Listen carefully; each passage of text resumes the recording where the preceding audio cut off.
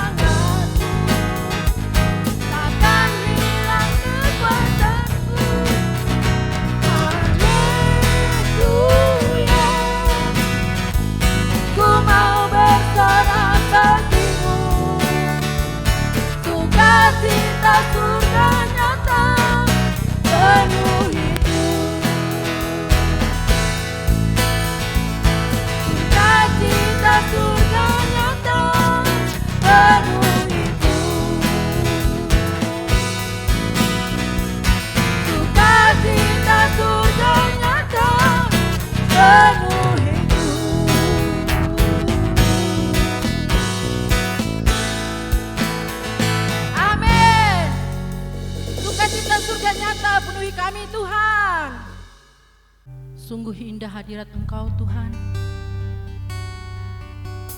karena Engkau adalah sahabat kami.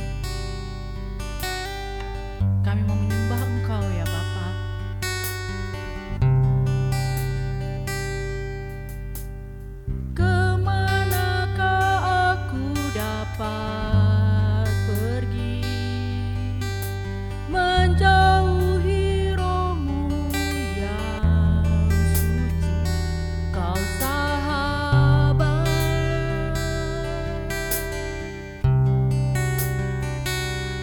Kau dekat.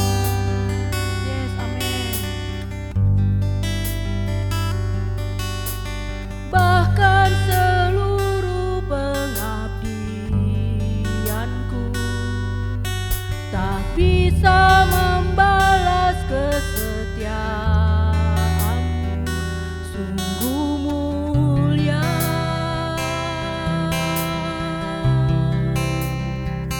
dan berharga.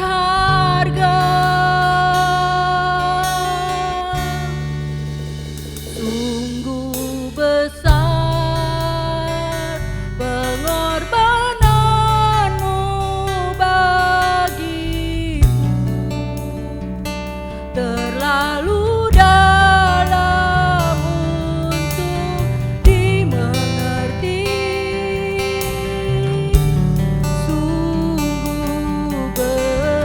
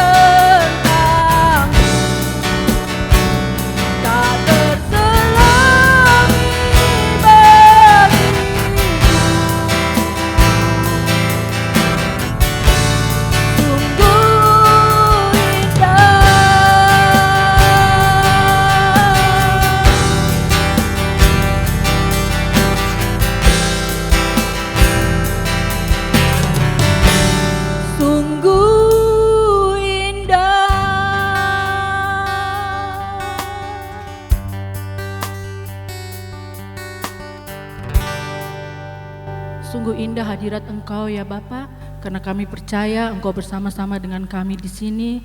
Kami siap menerima hadirat Engkau ya Bapa, bahkan siap untuk menerima firman-Mu yang akan dibawakan oleh hamba-Mu. Engkau persiapkan hati kami ya Bapa, biarlah kami fokus untuk menerima firman-Mu. Engkau mendiamkan semua suara-suara dalam hati kami kecuali suara Engkau yang berbicara ya Bapa. Kami berdoa untuk hamba-Mu yang akan membawakan firman-Mu. Engkau urapi ya Bapa dengan hadirat surgawi yang berasal daripada Engkau. Kami percaya Bapa, kami akan berbeda pada saat kami mendengarkan awal pelayanan ini sampai akhirnya. Di dalam nama Tuhan Yesus kami sudah boleh berdoa dan mengucap syukur kepada Bapa di surga. Amin. Salam sejahtera saudara, khususnya untuk jemaat Arauna dan juga setiap saudara yang bersama-sama ibadah di mana-mana tempat, di belahan manapun, di kota manapun saudara, kiranya Tuhan dan kasih-Nya terus menyertai dan menguatkan hati saya dan hati saudara. Saya percaya dan saya sering mengatakan itu, bahwa Tuhan Yesus tetap sama sebelum pandemi, selama pandemi, dan sampai nanti kita bisa kembali hidup, bergerak, bekerja saudara, dengan new normal yang kita tidak bisa lagi sama dengan yang lalu. Nah saudara, hari ini saya percaya khotbah yang kita akan sama-sama belajar akan berbicara khusus kepada saudara hal-hal yang penting tentang bagaimana dan apa itu penderitaan maknanya. Dan saya memberi judul penderitaan, mengapa Tuhan mengizinkan terjadi. Nah saudara, satu kali saudara, saya sedang mengajar sekolah minggu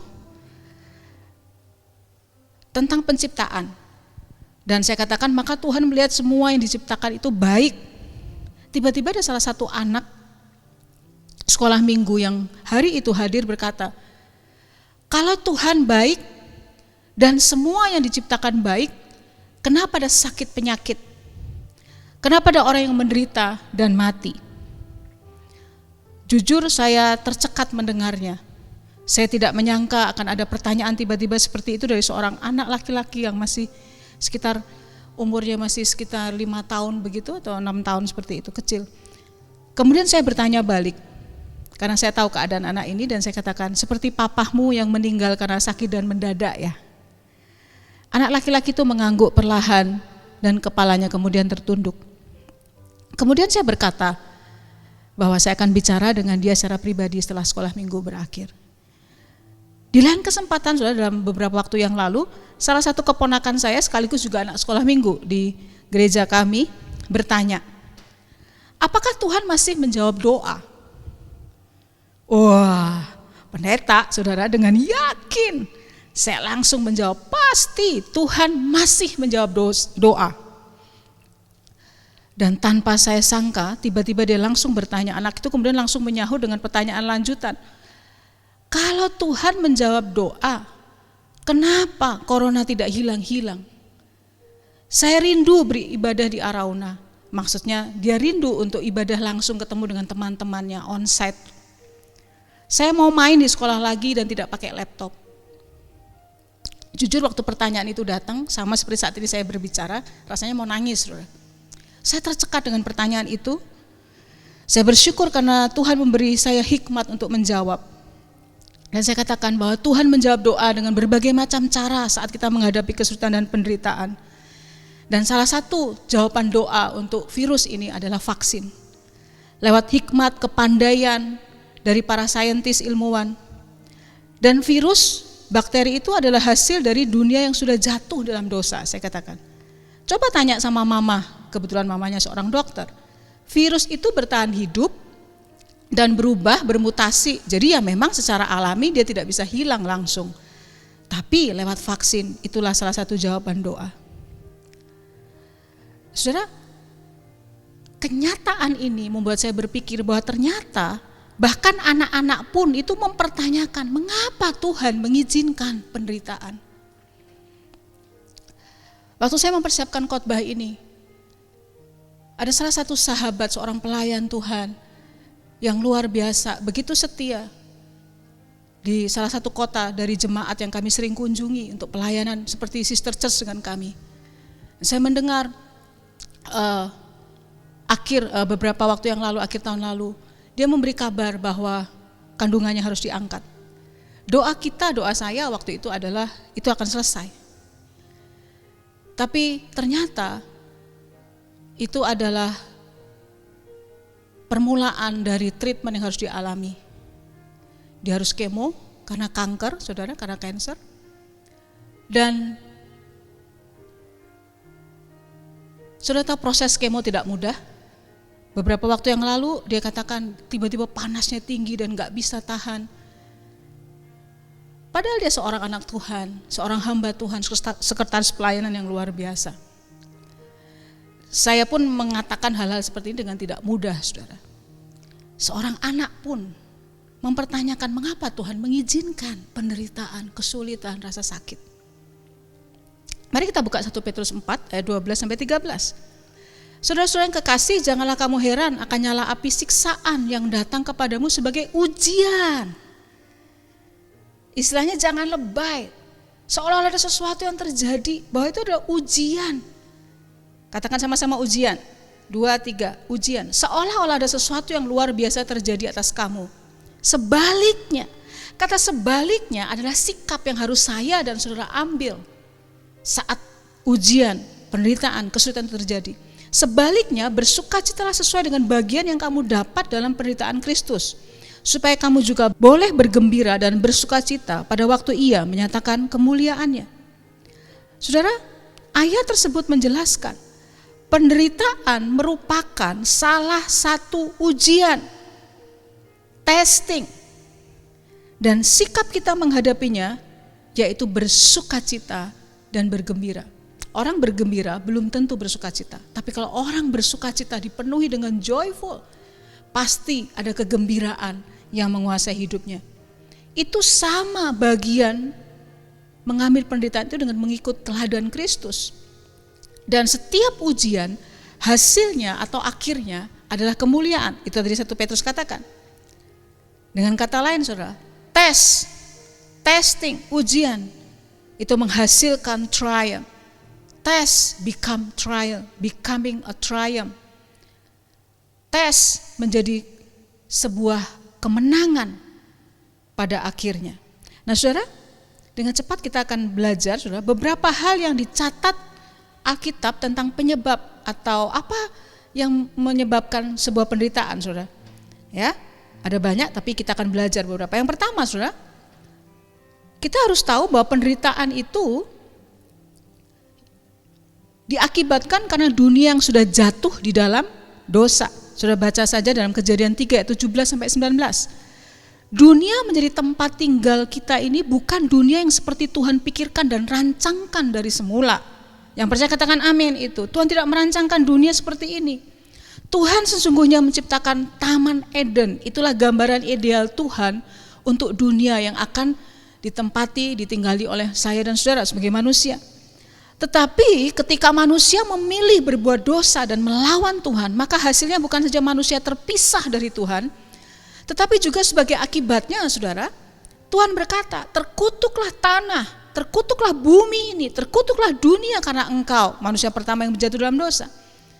Dan tahukah saudara, Tuhan berjanji bahwa satu kali kelak akan menciptakan bumi dan langit yang baru tanpa sakit, penyakit, dan penderitaan.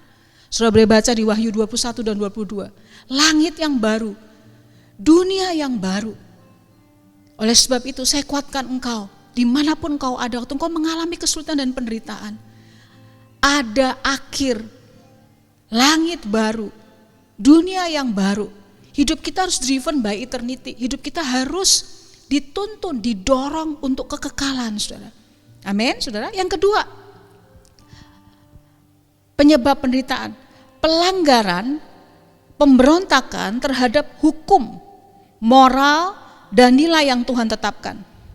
Tahukah saudara, sejak penciptaan Tuhan sudah menetapkan ada hukum-hukum alam, ada nilai, ada value yang harus kita jalankan, ada standar moral yang kita harus jaga. Jika itu dilanggar saudara, maka akan menghasilkan apa? Kesulitan, penderitaan. Contoh, Kita harus menjaga lingkungan. Selama masa pandemi, apakah kita berhati-hati dengan sampah plastik umpamanya? Ketidakdisiplinan. Ada sesuatu yang kita harus disiplin, mengatur waktu, mengatur hidup. Contoh lagi, waktu kita merusak hutan akan terjadi sesuatu.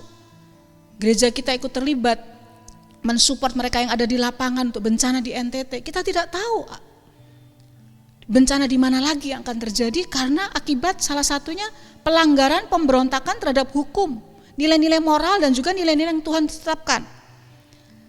Apalagi contoh buat anak-anak muda, kebut-kebutan. Saudara, Superman cuma ada di film. Kalau kita jatuh kebut-kebutan, pasti akan ada bahaya, pasti akan ada luka yang dikerjakan.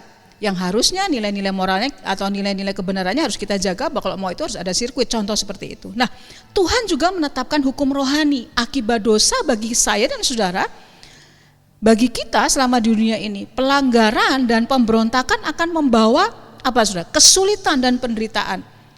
Saudara, saya sering katakan ini, quote ini, dosa bukan hanya soal surga neraka, tetapi juga penurunan kualitas hidup yang akan dialami oleh saya dan saudara, akan dialami oleh manusia. Jadi dosa bukan hanya soal surga neraka, tapi dosa berbicara tentang penurunan kualitas hidup yang dialami oleh manusia. Saudara bisa baca di Galatia 4, 5 dan 6 khususnya, menjelaskan tentang hal itu. Bahwa korban Kristus membuka hati bagi Kristus dan berpindah dari hidup dalam daging menjadi hidup yang dipimpin oleh Roh Kudus merupakan kunci untuk mengalami pertolongan, anugerah dalam hidup ini.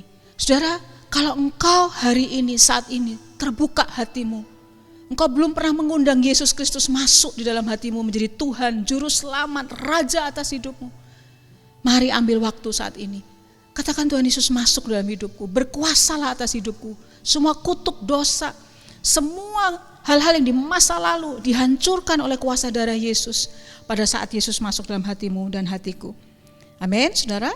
Yang ketiga, saudara, dan kalau saudara rindu, saudara bisa mengontak kami untuk saudara dibimbing lebih lanjut. Yang ketiga, penyebab penderitaan. Penderitaan yang diakibatkan oleh pekerjaan iblis. Katakan sama-sama, pekerjaan iblis. Saudara, lawan kita bukan darah dan daging, bukan orang di sekitar kita, bukan siapapun itu, tapi iblis. Ya, iblislah yang bekerja di dunia sudah jatuh dalam dosa. Nah, di 2 Korintus 12 ayat 7 dikatakan seperti ini, Rasul Paulus yang bilang, dan supaya aku jangan meninggikan diri karena pernyataan-pernyataan yang luar biasa itu, maka aku diberi suatu duri di dalam dagingku, perhatikan ini, yaitu seorang utusan iblis. Mungkin lain waktu kita akan berbicara tentang duri dalam dagingnya Rasul Paulus yang bersifat penyakit yang luar biasa sakitnya. Dikatakan itu utusan iblis untuk menggocoh aku, menggocoh itu memukul, menyiksa, supaya aku jangan meninggikan diri. Dengan jelas Rasul Paulus berkata bahwa penderitaan, rasa sakitnya itu berasal dari seorang utusan iblis. Saudara, saya mau katakan ini, Rasul Paulus seorang pelayan Tuhan yang luar biasa, seperti seorang sahabat yang tadi saya ceritakan. Dan sahabat yang saya ceritakan itu adalah setahun yang lalu gembalanya meninggal karena pandemi ini, saudara. Butuh waktu, butuh kekuatan untuk menyelami pikiran Tuhan di masa-masa yang tidak mudah. Dan kita juga tidak tahu apakah kapan pandemi ini berakhir, apakah akan ada hal-hal yang lain. Tapi biar hari ini kita dikuatkan, dibangunkan kasih, iman, dan pengharapan kita. Dan yang ketiga dikatakan tadi bahwa Rasul Paulus itu mengalami sakit penyakit karena utusan iblis. Perhatikan, Rasul Paulus seorang pelayan Tuhan yang luar biasa pun mengalami penderitaan yang sangat berat. Itu pun Rasul Paulus menyadari maksud dari penderitaan itu adalah menjaga dirinya untuk tetap berkenan dan taat kepada Tuhan, sehingga tidak jatuh dalam dosa kesombongan yang paling dibenci oleh Tuhan. Luar biasa. Dia menyadari maksud arti dari penderitaannya.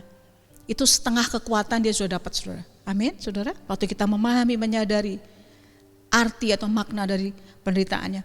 Bahkan kita nanti akan belajar justru lewat penderitaan yang dahsyat Rasul Paulus di dalam penjara itu, justru kabar baik Injil diberitakan luas, mempengaruhi penguasa serta keluarga kerajaan saat itu. Perhatikan baik-baik ini saudara, catat di catatan saudara. Saat kita, saya dan saudara hanya fokus pada diri sendiri, pada waktu itu kita menderita, maka kita sedang menempatkan diri sebagai korban. Kita memiliki victim mentality, mentalitas korban, sehingga kita sulit untuk melihat hal baik dan rencana Tuhan yang besar di balik setiap kesulitan dan penderitaan kita. Mentalitas korban, fokus kepada diri sendiri, itu yang membuat kita tidak bisa melihat ada hal besar di balik setiap kesulitan dan penderitaan kita. Contoh saudara, pada saat mengalami sakit penyakit, kelemahan tubuh, apa kita fokus kepada itu? Ini, saya lemah ini, tidak ada yang mengerti, tidak ada yang menolong. Contoh, menghadapi keluarga atau orang-orang yang sulit, pasangan mungkin atau orang-orang dekat. Bahkan mungkin memiliki pemimpin bisa jasmani atau rohani yang penuh dengan kelemahan. Bagaimana respon saya dan saudara menghadapi kesulitan, rasa sakit dan penderitaan itu? Apakah dengan victim mentality atau God mentality? Kita tidak fokus kepada diri sendiri, tapi yang tadi 1 Petrus katakan, ada kemuliaan di akhir kesulitan itu. Nah, bagaimana sikap kita, sikap saya dan saudara, dan apa hasil dari penderitaan yang kita alami? 1 Petrus 5 ayat 10, mari kita baca bersama-sama, 2-3. Dan Allah sumber kasih karunia yang telah memanggil kamu dalam Kristus kepada kemuliaan yang kekal akan apa saudara? Melengkapi, meneguhkan, menguatkan dan mengokohkan kamu sesudah kamu, kita baca dengan keras ini saudara, 2-3, menderita seketika lamanya. Saudara, saya mau katakan, ternyata seperti kita belajar dari khotbah saya yang lalu, bahwa penderitaan itu adalah sumber kasih karunia. Grace, itu adalah gift, itu hadiah. Dan Tuhan memanggil saya dan saudara. Kata memanggil, saudara, tadi 1 Petrus 5 ayat 10 dikatakan pakai kata memanggil, artinya tidak ada paksaan untuk saya dan saudara. Pilihan ada di tangan kita, bagaimana kita menghadapi suatu penderitaan. Dan rasa sakit itu merupakan panggilan Tuhan. Dan jawaban itu ada di tangan saya dan saudara. Waktu Tuhan mencoba, itu sudah kasih jalan keluar. Camkan ini baik-baik. Penderitaan kita dikatakan tadi dalam 1 Petrus 5 ayat 10, menderita seketika lamanya. Dalam terjemahan lain dikatakan a little while. Katakan sama-sama, seketika. Saya belum mendengar suara saudara. Jadi penderitaan saya seketika. Artinya apa saudara? Tidak selama-lamanya. Ada yang singkat, ada yang panjang, tetapi penderitaan itu tidak selama-lamanya. Dengarkan baik-baik. Setiap penderitaan, setiap rasa sakit itu punya masa kadaluarsa. Makanan ada masa kadaluarsa. Kalau udah berapa tahun nggak bisa dimakan lagi atau sudah berakhir, sama. Entah lewat kemuliaan, entah lewat Tuhan panggil saya dan saudara, dan kita ketemu Tuhan, tidak merasakan beban lagi di dunia. Tetapi saya mau katakan, penderitaan itu tidak selama-lamanya. 1 Petrus 5:10 mengatakan seketika, cuman sebentar. Makanya tadi dikatakan, jangan seolah terjadi sesuatu yang luar biasa. Punya victim mentality dan ada penderitaan. Perhatikan, ini penting sekali. Tetapi ada penderitaan, kesulitan yang masa pendek dan panjangnya ditentukan oleh cara kita bersikap dan menghadapinya. Saya berdoa, Roh Kudus menolong engkau melewati rasa sakit, masa penderitaan, masa yang sulit seperti itu. Nah, tadi dikatakan bahwa hasil dari penderitaan itu apa saudara? Yang pertama, melengkapi dan meneguhkan. Saudara, ada bagian-bagian yang masih kurang dalam sikap dan hidup kita yang akan dilengkapi, diperbaiki dan disempurnakan. Hasilnya adalah kita diteguhkan. Saya mendengar banyak kesaksian bahwa mengalami, dan saya juga mengalami sendiri. Justru di saat penderitaan menjadi penghiburan bagi orang lain. Bahkan menjadi alat peraga, kesaksian yang menguatkan orang lewat kesulitan. Saya ingat di jemaat Arauna, ada satu waktu ketika istrinya sedang kesakitan luar biasa dan menunggu keputusan untuk dioperasi. Maka pelayan Tuhan ini masih bisa mimpin pujian penyembahan di KKR. Dan dipakai Tuhan luar biasa. Dia menjadi alat peraga di tengah penderitaannya, di tengah kesulitannya, dia dipakai Tuhan dengan luar biasa. Yang kedua, hasil dari penderitaan, dari 1 Petrus 5 tadi ayat 10, menguatkan dan mengokohkan. Saudara, kuat itu belum tentu kokoh. Tetapi kalau kokoh, pasti kuat. Betul saudara? Bangunan yang kokoh pasti juga memiliki kekuatan.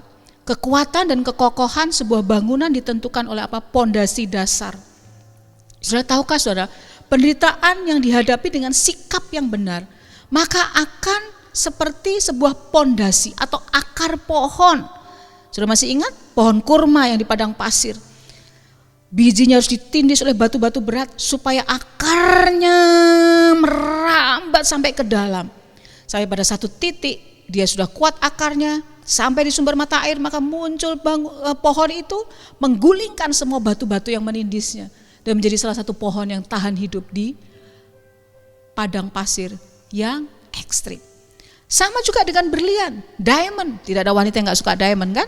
Itu dihasilkan dari batuan karbon yang jauh di bawah tanah, mengalami tekanan oleh proses bumi, mungkin ratusan atau mungkin ribuan, dan hasilnya adalah permata berlian. Ya, bukan arang biasa, saudara. Saya akan hampir sampai di akhir khotbah saya. Saudara, di depan sudah ada foto dari Richard Wurmbrand. Siapa itu Richard Wurmbrand? Dia adalah seorang Yahudi, pelayan dan pengikut Kristus yang setia. Setelah bertobat, dia sungguh-sungguh melayani Tuhan sebagai hamba Tuhan. Dia hidup di Rumania di zaman komunis berkuasa. Dia dipenjarakan berulang kali. Pertama kali ditangkap pada tanggal 29 Februari tahun 1948. Kapan dia ditangkap pertama? Saudara, di tengah perjalanannya menuju gereja untuk memimpin ibadah melayani Tuhan. Masihkah engkau bertanya, kenapa aku sudah sungguh-sungguh sama Tuhan, aku menderita? Kita gak lebih tersiksa daripada Richard Wurmbrand, saudara. Nah, kemudian dia dilepaskan, tetapi tetap kemudian kembali lagi melayani gereja bawah tanah sehingga ditangkap, dipenjarakan tahun 1959. Di 1959 itu dia dipenjara selama 25 tahun lebih. Dan sudah tahu, saya membaca bukunya, selama di penjara dia dipukul, disiksa, dimutilasi bagian-bagian tubuh tertentu, ada dicabut kukunya, dibakar, dikunci di kotak atau di ruangan es. Nah, istrinya Sabina adalah seorang pelayan Tuhan yang setia juga. Berulang kali dia diberi kabar bohong bahwa suaminya meninggal. Sabina selalu tidak percaya kabar itu karena ini luar biasa, saudara. Dia dengar Roh Kudus yang bicara kepada dia bahwa suaminya belum meninggal. Sabina kemudian juga ditangkap tahun 1950, saudara, dipenjarakan selama 3 tahun dan ditaruh di kamp kerja paksa. Bukan hanya itu, Mihai, mereka punya anak satu-satunya, saudara, mengalami penderitaan dan penolakan yang luar biasa. Di bukunya Richard Wurmbrand sampai mengajarkan tentang teknik pernapasan saat mengalami rasa sakit secara fisik. Dia ajarin itu. Waktu saya baca ini, bukan hanya Yesus yang Allah dan manusia 100%. Ada seorang manusia yang sudah mengalami hampir mirip, belum seberapanya sih ya. Dia mengajarkan bagaimana waktu rasa sakit fisik itu dia belajar pernafasan. Dia menghafal Alkitab untuk mencegah menjadi gila. Ditempatkan bertahun-tahun di ruang gelap, isolasi, tanpa cahaya, gelap total, saudara, tanpa bertemu orang. Tahanan lain gila, saudara, gak waras. Tapi dia mengatasi itu dengan menghafal Alkitab. Mereka sekeluarga kemudian berhasil lari ke Amerika, menjadi warga negara Amerika dan melayani setia. Richard Wurmbrand adalah salah satu pendiri dari Voice of Martyr yang beliau layani bersama keluarga, menolong para pelayan Tuhan dan orang-orang Kristen yang teraniaya di seluruh belahan dunia. Sampai hari ini, Richard Wurmbrand meninggal pada usia 91, bukan karena penderitaan, saudara. Dia meninggal di tengah-tengah keluarga diberkati Tuhan. Saya mau katakan, penderitaan menjadi kemenangan dan kemuliaan pada akhir hidup pada hidup Richard Wurmbrand. Saudara, saya akan mengakhiri dengan satu ayat. Siapkan hati saudara untuk Tuhan berkunjung, Tuhan menjamah hidupmu dan hidupku. Yohanes 21 ayat 7. Maka murid yang dikasihi Tuhan itu berkata kepada Petrus, itu Tuhan. Ketika Petrus mendengar bahwa itu adalah Tuhan, maka ia mengenakan pakaiannya sebab ia tidak berpakaian, lalu terjun ke dalam danau. Kisah ini adalah kisah setelah kebangkitan Yesus. Saudara tahu keadaan psikologis murid-muridnya? Mereka kembali kepada kehidupan lama, menjala ikan. Di catatan khotbah saya katakan seperti ini.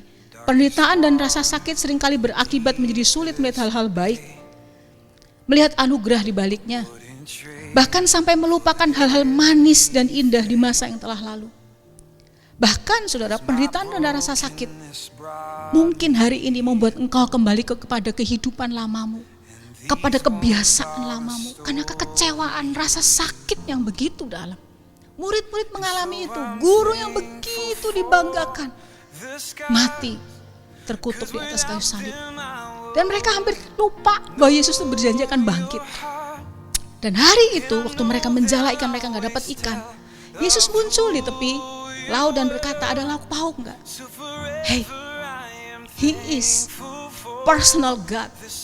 Dia Tuhan yang pribadi, personal buat saya dan saudara. Saudara, di tengah-tengah kata-kata ini saya mau nangis. Saya merasakan ada beban yang berat yang kau sedang hadapi, dan dia personal God. Dia gak nanya, kamu kenapa tinggal di kehidupan lamamu jala ikan lagi? Enggak. Dia nanya, kamu udah lauk pauk enggak? Kamu udah makan enggak? Dan saya mau katakan ini saudara, kedekatan Yohanes di tengah gelap itu yang membuat dia berkata, itu Tuhan. Saya mau katakan, fokus dan dikuasai oleh penderitaan dan kesulitan lebih dari apapun, itu membuat kita sulit melihat hal-hal baik, kita sulit melihat anugerah. Contoh, tidak bisa lagi melihat hal manis dan fokus rasa sakit kepada Tuhan. Tuhan gak adil, Tuhan gak fair, Tuhan tidak ada. Atau saudara, kepada pasangan atau orang terdekat kita lupa ada bagian-bagian baik dari orang-orang tersebut. Karena rasa sakit, kekecewaan yang kita pendam, yang mengakibatkan kita tidak bisa melihat hal-hal yang manis, hal-hal yang baik. Mungkin kepada situasi dan kondisi, pandemi dan kesulitan keuangan, kesulitan apapun itu. Saya mau katakan, He is a personal God. Kedekatan dan pengenalan Yohanes tidak membutakan matanya. Justru di tengah kegelapan itu, di tengah tidak dapat ikan, tidak dapat makan, tidak ada kecukupan, dia beda dengan teman-teman yang dikatakan, itu Tuhan, itu Tuhan. Dia ada, dia nyata, dan dia bekerja saat ini. Mari tundukkan kepala dan berdoa. Kami bersyukur untuk pagi hari ini Tuhan. Haleluya. Kami seringkali tidak bisa menyelami semua rancangan dan pikiran Tuhan. Jadikan kami seperti Yohanes, jadikan aku seperti Yohanes yang tetap mengatakan itu Tuhan. Dia beda cara melihatnya dengan murid-murid yang lain. Di tengah kegelapan, di tengah masa-masa ketidakpercayaan dan kebimbangan, sampai lupa Yesus akan bangkit. Yohanes katakan itu Tuhan. Jadikan kami memiliki God mentality. Waktu kami melihat situasi dan kondisi yang sulit, waktu kami melihat pasangan atau keluarga yang menyakiti atau sulit, bahwa ada Tuhan di tengah-tengah kesulitan dan penderitaan itu. Dan kami mau katakan, tidak ada satu penderitaan pun yang bisa memisahkan kasih kami dengan Kristus. Tidak ada pedang, tidak ada sakit penyakit yang bisa memisahkan kasih kami kepada Kristus. Dan tidak ada yang membuat kami untuk keluar dari jalan kebenaran. Hamba-Mu mengangkat tangan, berdoa bagi setiap saudaraku yang bersama-sama beribadah. Tuhan, Engkau hadir dalam penderitaan dan kesulitan mereka. Biar mereka melihat kemuliaan di balik semuanya. Biar mereka menjadi alat peraga Tuhan. Di tengah-tengah mereka mengalami penderitaan dan mereka tetap kuat menjadi kesaksian bagi banyak orang. Membawa orang menyampaikan kabar baik tentang Kristus. Bahkan kami tetap bisa membawa jiwa kepada Kristus tengah masa-masa sulit. Kami mengangkat tangan untuk bangsa dan negara kami. Tuhan, Engkau yang mengangkat bangsa ini, memuliakan bangsa ini. Berkati pemerintahan di bangsa ini, mulai dari presiden sampai jajaran yang paling kecil di daerah-daerah Tuhan. Engkau menyertai, Engkau berdaulat. Tuhan, aku berdoa supaya Engkau melindungi. Tuhan, jika kehendak-Mu boleh, kehendak-Mu jadi, perlindungan-Mu turun atas bangsa ini Tuhan. Terima kasih, kami berdoa untuk gereja di mana kami ada, gembala dan seluruh pelayan Tuhan di GBI Arauna. Kuatkan kami di tengah masa-masa yang tidak mudah. Engkau Allah Jehovah Jireh yang mencukupkan semua kebutuhan kami dengan seturut kekayaan dan kemuliaan-Mu. Terima kasih untuk pagi hari ini, siang hari ini, malam hari ini, kapanpun kami beribadah. Mari angkat kedua belah tangan saudara dan terima berkat. Kiranya Tuhan menghadapkan wajahnya dan menyinari engkau dengan kemuliaannya. Berkat dari Allah Bapa, penyertaan dari Tuhan Yesus Kristus, penghiburan oleh Roh Kudus menyertai saya dan saudara sampai Tuhan Yesus datang untuk kedua kalinya. Sekali percaya Yesus, tetap percaya Yesus. Jadi berkat dimanapun engkau berada. Engkau akan seperti pohon yang ditanam di tepi aliran air, yang tidak kering daunnya, menghasilkan buah pada musimnya. Di dalam nama Tuhan Yesus Kristus, yang percaya katakan, amin. Tuhan memberkati.